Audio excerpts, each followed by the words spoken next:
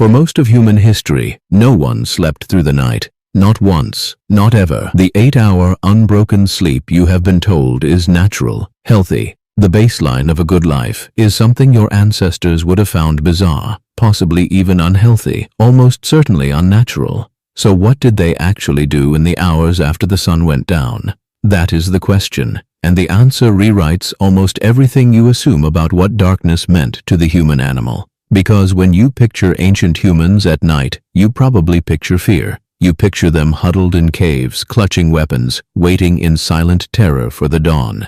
You picture 12 hours of cold, quiet survival. That picture is almost entirely wrong. Before we go further, if you love stories that quietly unravel everything you thought you knew about being human, subscribe to Whyverse. This is exactly the kind of question we live for. The hours between sunset and sunrise were not a void in the human story. They were the center of it. The fire was not a barrier against the night. It was a doorway into something else. And what happened in that doorway shaped the species you are today. Here is the basic picture you need to start with. For roughly 300,000 years, anatomically modern humans lived without electric light, without clocks, without alarm sets, without the concept that night was something to be endured until morning. They lived by a rhythm written into their bodies by millions of years of evolution under a single dependable signal: the sun. When the sun fell, the temperature dropped. When the temperature dropped, the body began to release melatonin. When melatonin rose, attention softened.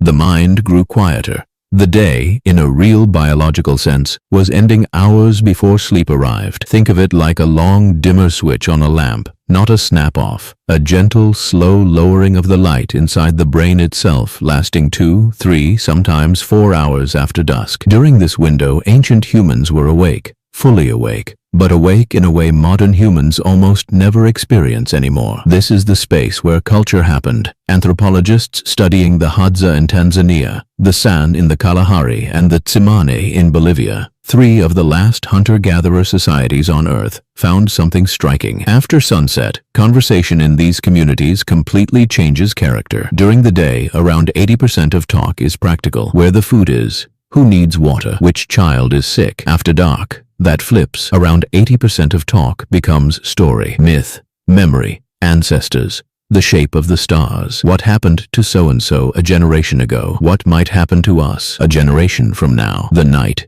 in other words, is where humans became storytellers. But that is only the surface, because the deeper you go into this, the stranger it gets. Most people assume that before electricity, humans simply slept longer. The logic feels obvious. No screens, no streetlights, no caffeine. So they must have collapsed at sundown and slept 10 or 12 glorious hours. They did not. Studies of those same hunter-gatherer societies, populations living almost exactly as our ancestors lived, show something that genuinely shocked sleep researchers when the data first came in. The Hadza, the San, and the Tsimane sleep, on average, between 6 and 7 hours a night. That is less than the modern Western average. They go to sleep several hours after sunset, not at sunset, and almost none of them have a word in their language for insomnia. Sit with that for a moment. The people living closest to the way humans lived for hundreds of thousands of years sleep less than you, and they sleep better than you. So what were they doing in those hours between sundown and sleep? They were doing the thing your body still expects you to do, the thing your nervous system was built around, and the thing modern life has almost completely erased. They were sitting around a fire, talking. A historian named Roger Ekirk spent 20 years going through diaries, court records, medical texts, and letters from medieval and early modern Europe, and he uncovered something that had been hidden in plain sight for centuries. References, hundreds of them,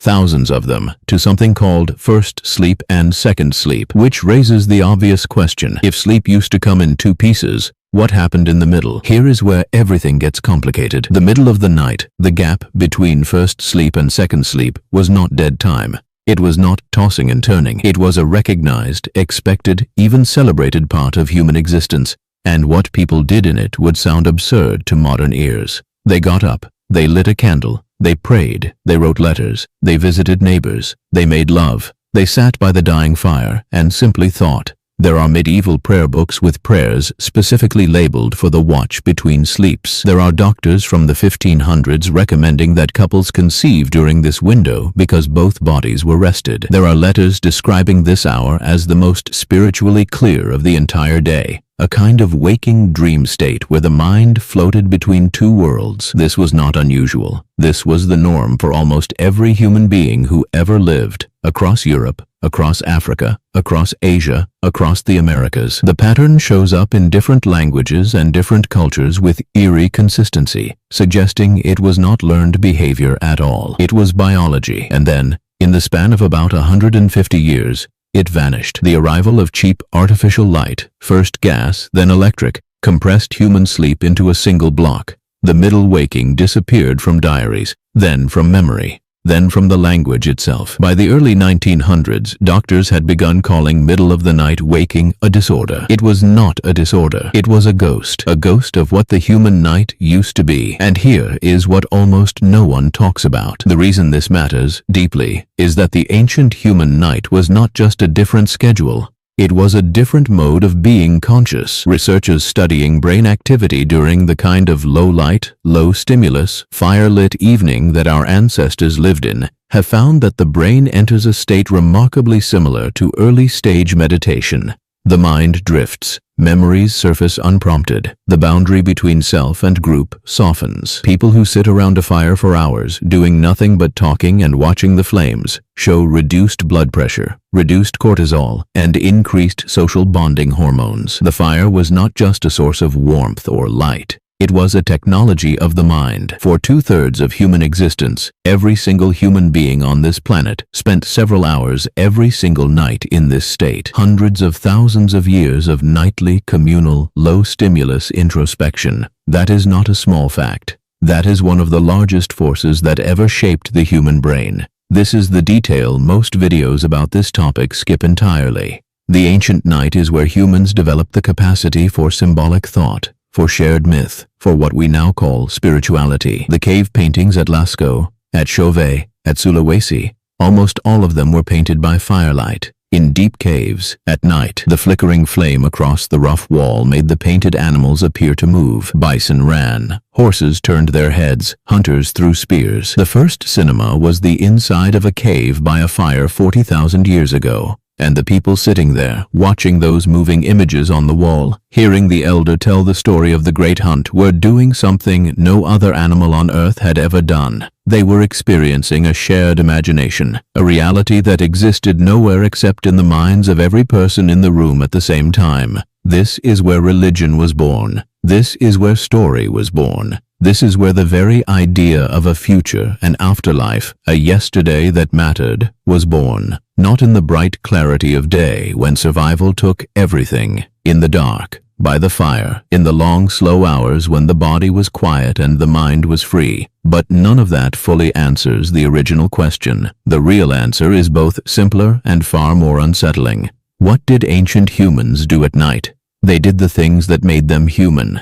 They told stories that explained the world. They sang songs that taught the children which plants would kill them and which would heal them. They wove the day's hunt into mythology, lifted the dead into ancestors, and turned weather into gods. They sat in long silences that were not awkward, because no one expected the silence to be filled. They watched the stars and slowly, over thousands of generations, mapped them, named them, used them to navigate, to plant, to predict. They also slept. But sleep was only one part of the night. The other part, the waking part, the firelit part, was where the species was made. The doorway image from the beginning of this video is worth returning to. The fire was not a barrier against the dark. It was a doorway into a different kind of consciousness. When humans gathered around it, they stepped through, into story, into memory, into each other. And when they stepped back out in the morning, they carried what they had built in the dark into the bright work of staying alive. The night did not interrupt human life. The night was the place where human life became more than survival. Modern existence has closed that doorway. The fire has been replaced by a screen that asks nothing of you, gives you no one to talk to, and never lets your mind go quiet. Most people now spend the ancient sacred hours of the night doing the one thing those hours were never meant for: consuming. Here is what this means for you. If you wake at 3 in the morning and lie there staring at the ceiling, frustrated, convinced something is wrong with you. Please understand. Nothing is wrong with you. Your body is doing what bodies have done for 250,000 years. It is keeping the watch between sleeps. It is opening the old door. It is offering you an hour that every human ancestor of yours, all the way back, would have recognized instantly. The restlessness you feel after dark, the strange clarity of your thoughts late at night, the way ideas seem to surface in the dark that never come during the day, none of it is a malfunction. It is a memory written into your nervous system by every human who came before you and sat by a fire and let their mind wander into the stars. You are not broken at night. You are remembering, and somewhere in that remembering is a question your ancestors lived with so closely that they never had to ask it. What happens to a species that finally turns the lights on and never turns them off again?